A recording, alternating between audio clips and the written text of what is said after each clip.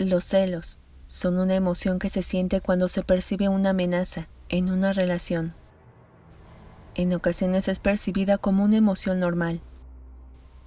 Sin embargo, hay muchas historias aterradoras que demuestran que los celos pueden convertirse en una enfermedad, que de no atenderse, al tiempo puede perjudicar una relación, y en el peor de los escenarios, ha terminado con la vida de un hombre o una mujer.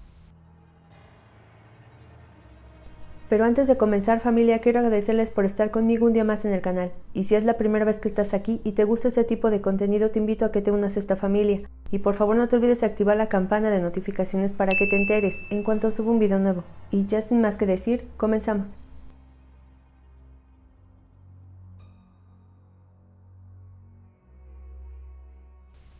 El caso de Alejandra Ikochub ocurrió en octubre de 2018 y es considerado en Guatemala uno de los asesinatos más impactantes de los que se tiene registro. La joven nació en 1986, tenía 4 hermanos y se sabe que quedó desde los 3 años, huérfana de padre y madre. Al ser la menor tuvo que ser criada por sus 3 hermanos. Ellos le daban todo lo que necesitaba Alejandra, y en busca de mejores oportunidades se mudaron a la aldea, Isla del Norte, en San Miguel, que estaba a unos 45 minutos de Chisec, en donde vivirían con su abuela Juana. El sitio rural estaba muy alejado de la ciudad, y Alejandra estaba en una etapa muy vulnerable. Tenía apenas 15 años, y aquí se enamoraría de un hombre con quien tendría su primera hija, a quien llamaría Reina. Luego concibieron a Álvaro, y 3 años después tendrían a Zaira. La pareja, por motivos que hasta ahora se desconocen, se separaron después del nacimiento de Zaira, y Alejandra tuvo que enfrentarse a las habladurías y prejuicios. Pero esto poco le interesó. Ella era feliz. Para solventar sus gastos lavaba la ropa en el río de la aldea, y a veces visitaba a su abuela junto con sus 3 hijos. El tiempo pasó, y ella sentía que estaba lista para entrar en una relación nueva. Fue entonces que conoció a un trabajador de una productora de aceite, Mario Osvaldo Tud y Cal, nacido en San Miguel, El Limón, y de quien se sabe, era padre de 6 hijos de un matrimonio anterior. El hombre ya tenía una denuncia por violencia doméstica, proveniente de su exesposa, Odilia Tud, quien aseguró que Osvaldo la había violentado con un machete, provocándole una herida en la cabeza, pero la denuncia fue retirada tiempo después, y Osvaldo fue liberado. Pero esto que te acabo de mencionar era desconocido por Alejandra. Y siguiendo con la historia, Osvaldo convenció a Alejandra que era el momento de vivir juntos, así que se la llevó a ella y a sus hijos, a una casita muy cerca de donde vivía su abuela. Esto le emocionó demasiado, y confiada en que Osvaldo había llegado a su vida para reafirmar su felicidad, alistó sus maletas y se llevó a sus hijos con ella. Alejandra veía en Osvaldo al hombre ideal, cariñoso, amoroso con sus hijos, y confundía los celos con protección, pues luego de unos meses de haberse mudado con él, este comenzó a tener un comportamiento controlador.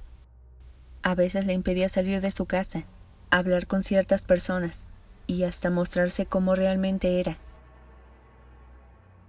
Al principio normalizó esto, afirmaba a su abuela que era parte de su carácter, pero una vez que recibió los primeros golpes, no supo qué hacer. Denunciarlo no estaba bien. Según Alejandra, era su esposo y él sabía por qué lo hacía. Incluso los gritos eran ignorados por sus vecinos que decían que esta actitud era normal en todos los hombres. De hecho, en la familia de Alejandra había antecedentes de violencia doméstica de parte de su abuela, y ella, sin importar lo que dijeran, abandonó a su esposo, se llevó a sus 5 hijos y tuvo la oportunidad de vivir para contarlo.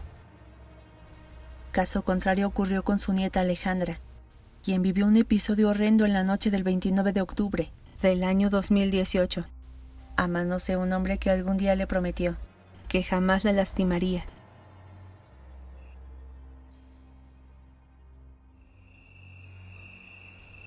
Esa noche, sus gritos fueron más alarmantes que otras veces.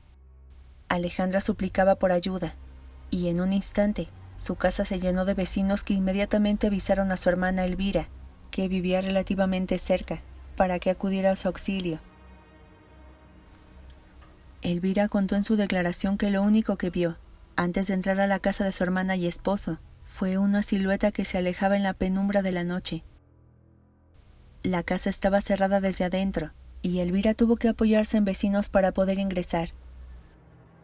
La casa estaba en completa oscuridad, así que prendió una linterna y tragó saliva al ver pequeños charcos de sangre por algunas partes de la casa. Además se encontró con una mano, y al llegar a la habitación de su hermana, la encontró con la cara partida a la mitad, pero ella seguía con vida. Alejandra trataba de comunicarse, pero le era imposible. Fue entonces que los vecinos alertaron a la policía y a los servicios de emergencia, pero la ambulancia más cercana estaba a unos 75 kilómetros de distancia. Les prometieron que llegarían lo más pronto posible, pero los minutos solo avanzaban y nadie podía ayudarla. Quienes estaban en el lugar sacaron sus celulares y comenzaron a grabar toda la escena del crimen, incluida la forma en cómo habían dejado a Alejandra. Las imágenes eran perturbadoras, y en segundos, Alejandra fue apodada como Miss Pac-Man, haciendo alusión a un personaje de videojuego que tiene el rostro partido por la mitad.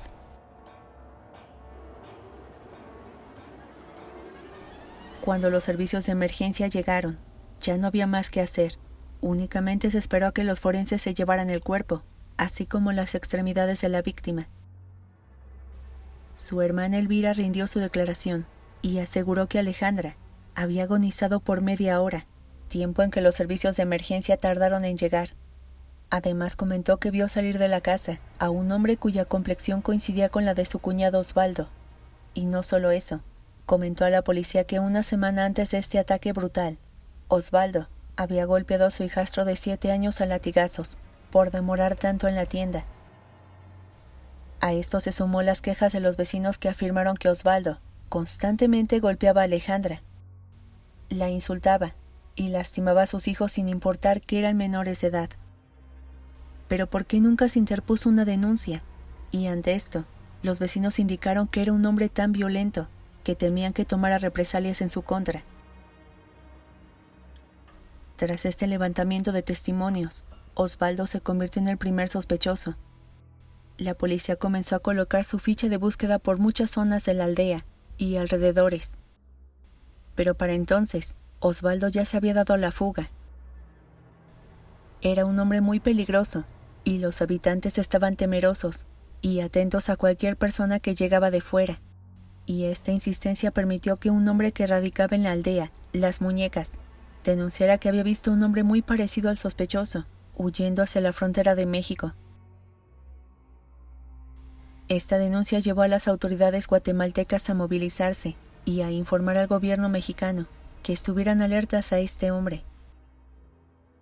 Pero lo que nunca imaginaron es que los pobladores, tras saber que estaba en la frontera entre Guatemala y México, se habían movilizado para hacer justicia por su propia mano. Osvaldo fue interceptado en la comunidad de Ixcan por habitantes molestos que lo ataron a una silla, lo golpearon e intentaron lincharlo, pero en ese momento la policía intervino y les pidió que lo remitieran a la ley para hacer su trabajo. Ellos no lo dejarían escapar y les aseguraron que la muerte sería un privilegio para él. Los habitantes recapacitaron y entregaron a Osvaldo. El hombre fue llevado a una comisaría en Cobán, en donde estuvo vigilado las 24 horas del día para evitar que los habitantes cumplieran con su palabra y terminaran por lincharlo. Los restos de Alejandra fueron sepultados en el cementerio municipal de la aldea, San Miguel el Limón, en donde la ceremonia de despedida fue muy emotiva y desgarradora. Elvira le prometió a su hermana que se haría cargo de sus 3 hijos, que en ese entonces tenían 16, 10 y 7 años. No sabía cómo le haría, pero quería que Alejandra se sintiera orgullosa de sus hijos, que aún mantienen el recuerdo de su mamá. Osvaldo decía sentirse arrepentido, y comentó que el diablo se le había metido en el cuerpo, y lo más bajo que pudo hacer es que culpó a Alejandra de su propia muerte. En palabras de Osvaldo, el ataque inició por celos, pues un vecino le dijo que mientras él salía a trabajar, Alejandra se veía con un camionero, y que el día del ataque, a Osvaldo le sorprendió que su esposa tomara un baño pasada las 6 de la tarde, a lo que Alejandra le contó que iría a ver televisión a la casa de su hermana y que volvería pronto. Pero Osvaldo, una vez que su esposa salió de la casa, la siguió y contó que la vio subir a un camión conducida por un hombre más joven. Osvaldo volvió a casa y lo único que pasaba por su cabeza era acabar con esa traición. Él trabajaba por 2 familias y todo el tiempo estaba preocupado por las deudas que ya eran imposibles de pagar, así que esperó paciente su llegada. Las horas transcurrieron y cuando Alejandra volvió, le preguntó en dónde había estado, a lo que ella le respondió: con mi hermana. Una vez que se fueron a dormir, Osvaldo comenzó a revisar a Alejandra y se percató que no traía su ropa interior. Confirmó de esta manera su supuesta infidelidad. Alejandra fue despertada a golpes por Osvaldo, quien tomó un machete y le hizo varias lesiones en el cuerpo. Finalmente le cortó las manos y, para borrar la sonrisa que caracterizaba a Alejandra, le cortó la cara por la mitad. Osvaldo fue remitido por un juez a un centro de detención para hombres por el delito de feminicidio, a la espera de su primera audiencia. Osvaldo compareció por primera vez en Cobán por 2 acusaciones en su contra, por violencia intrafamiliar por su primera esposa y por el asesinato de Alejandra, pero fue librado del primer delito por decisión de una magistrada, pues Odilia Tud no se presentó a declarar, y esto fue tomado como falta de interés. Esta decisión fue mal vista por el colectivo de mujeres Transformando el Mundo, porque Odilia nunca explicó las razones del por qué no se presentó a declarar en contra de su exesposo. El colectivo también se sumó a la protesta de muchos ciudadanos de Alta Verapaz, que exigían que no lo dejaran en libertad, y aunque protestaron por la acción de la magistrada, por haber librado de un cargo a un violentador, esta nunca fue removida de su cargo. Varias semanas después, la Sala de Apelaciones se hizo presente y dejó en claro que revisaría si la decisión de la magistrada tenía fundamento, pero antes de que se esclareciera esto, la siguiente audiencia de Osvaldo llegó. Ahí declaró que él era el único responsable de quitarle la vida a su esposa, a causa de los celos que ella le había provocado.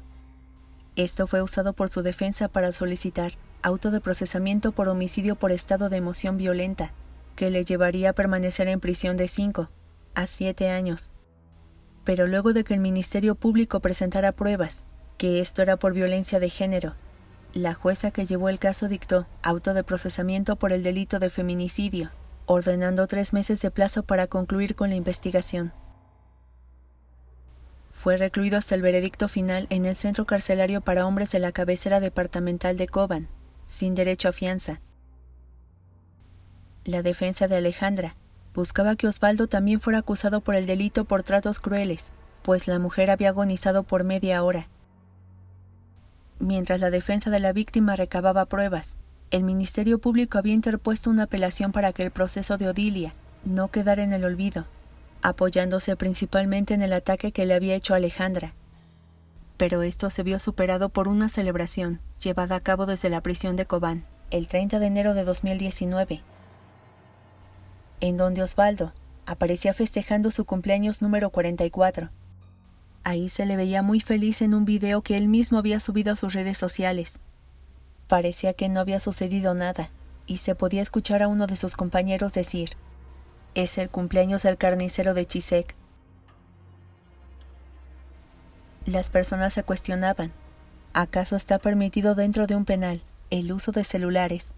Y la respuesta la obtendrían a medias de la inteligencia del sistema penitenciario, que señalaron que este y otros penales violaban el protocolo del Código del Régimen Penitenciario en Guatemala, del artículo 33, que cita que está prohibido el uso de celulares en centros de detención, y que aseguraron que investigarían de dónde provenía el problema, pero nunca se dio a conocer el resultado. El juicio se postergó en varias ocasiones debido a que se interpusieron apelaciones, pero estaban atentos a cada decisión de la jueza. Para marzo de 2019, el Instituto Nacional de Ciencias Forenses declaró que Alejandra de 32 años, había sostenido relaciones sexuales horas previas al asesinato, sin especificar si había sido con Osvaldo o con alguien más. Y con este fundamento, la defensa de Osvaldo solicitó que se tomara esta afirmación a consideración para liberar a su cliente, pues el crimen había sido causado por Alejandra. Pero esto no procedió. Fue hasta el 8 de marzo de 2022 que el juicio final llegó. Ahí se expresó que el victimario entró a la casa y amenazó a su esposa con un machete. Le hizo múltiples heridas, le cortó las manos y la cara, que la llevó a desangrarse y a perder la vida. De acuerdo con los reportes, Osvaldo Tut se enfrenta a una condena de entre 25 a 50 años en prisión, pero hasta el momento no hay un registro oficial sobre qué sucedió con este hombre.